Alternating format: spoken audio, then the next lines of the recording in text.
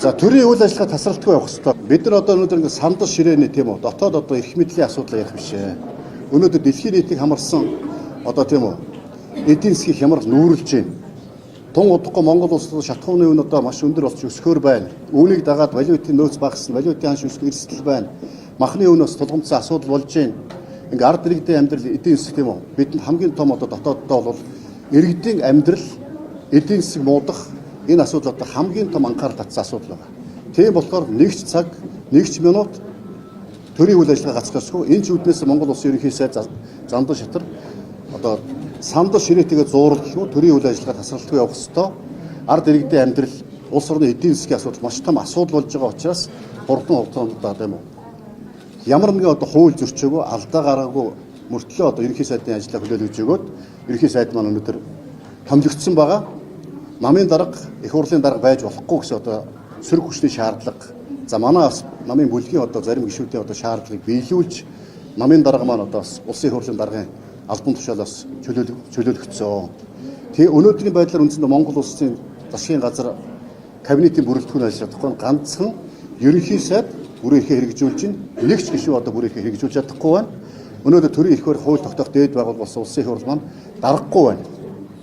Ингээд үндсэндээ бол гүйцэтгэх засаглал нь кабинетгүй төрийн эрх барих дээд байгууллага нь дарахгүй байгаа нь бол энэ төрийн үйл ажиллагаа тасралтгүй явах Монгол улсын цаашлаад үндэсний аюул барилт юм тусгаар тогтнол эдийн засгийн аюул гэм маш одоо ноцтой эрсдэл учирч байгаа учраас улсын их хурлын гишүүд одоо өргөсөн тангарахтай үнэнч байж энэ улсын их хурлын үйл ажиллагааг тасалдуулахгүй байж энэ одоо өргөсөн тангарахтай гэм хуулийг дээдлэнэ. Улсын нийт иргэн улсын эрх ашгийг эрхэмлэнэ гэсэн үндсэн хуулийн дээр тангараг өргөдөг.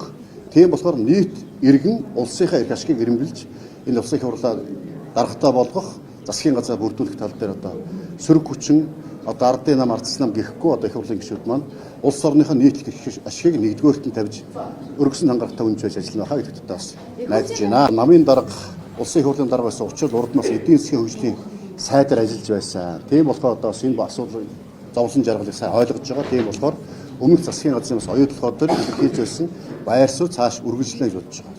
За миний хувьд Монгол улсын одоо ерөнхий сайд Зандан Шатрын хувьд одоо бид бүхний бас барьж байсан томоохон асуудал бол энэ байгалийн баялагын өгөөжийг Монголын ард түмэн дийлэнхээр хүртэх ёстой гэж үндсэн хуулийн 19 оны заалтыг амилуулах энэ тал дээр илүү бас санаачлал гаргаж ажиллаж байсан. Баялагтай эзэн Монгол хөтөлбөрийг бид одоо хэрэгжүүлэх ёстой. Цөөхөн гэр бүл биш тийм Монгол улсын 3,500,000 иргэн байгалийн баялагын өгөөжөөс илүү хүртэх ёстой. Энэ хуулийг 19 оны үндсэн хуулийн нэмэлт өөрчлөлтийг ажлын хэсэг нарийн бичгээр ажиллаж батлуулсан хүний хувьд энэ асуудалд илүү анхаарал тавьж баялагын өгөөжийн одоо тийм 60%-ийг стратегийн ордуудын одоо өгөөжийн 60%-ийг Монголын ард түмэнд авчих хилцлийг бас эхлүүлж 5-7 одоо бүлэг орд дээрээс үйл ажиллагаа явуулж байгаа одоо Ухаан хотгийн орд, за Баруун Нарангийн орд, за Нарийн Сүхбаатарын одоо бүлэг ордоор үйл ажиллагаа явуулж байгаа Өсөг зоос, SGS зэрэг компаниуд, за мөн одоо бас Эрдэнэтийн үүсгэл орд дээр үйл ажиллагаа явуулж байсан одоо ач дэх зэрэг компаниудтай бол баялагын өгөөжийн 60%-ийг төрдөө өгөх хилцлийг бид амжилттай хийж чадсан. 2007 онд ашигт математикийн тухай хуулийг их хурл баталсан байдаг. Төсвийн хөрөнгөөр хайгуул хийсэн стратегийн ордуудын 34-өөс 50%-ийг төр үн төлбөрөөр эзэмшсэн заалттай сүүлийн 20 жил хэрэгжээгүй байсан бол Зандан Шатрын засгийн газрын хувьд одоо энийг амилуулах томоохон алхам хийгдсэн. Олон жил талцаж маргаж 34% өгөхгүй, 50% өгөхгүй 20 жил гацсан энэ асуудлыг бол эхлүүлж байгалийн баялагын өгөөжийн 60%-ийг одоо хувийн хөвшилтэйгээр ярилцаж, ойлголцож, зөвшөлдсөж аль нэгэн байдлаар төр хүч төрөлгөөр ойлголцож одоо 60% өгөөжийг Монголын ард түмэнд авчих энэ хилцлийг одоо бас хийсэн байгаа. Үүнийг одоо бас хэлэлцээр болгож улсын хурд өргөн барих ажил бол явж байгаа. Энэ одоо бас асуудалд анхаарал тавьж ажиллана.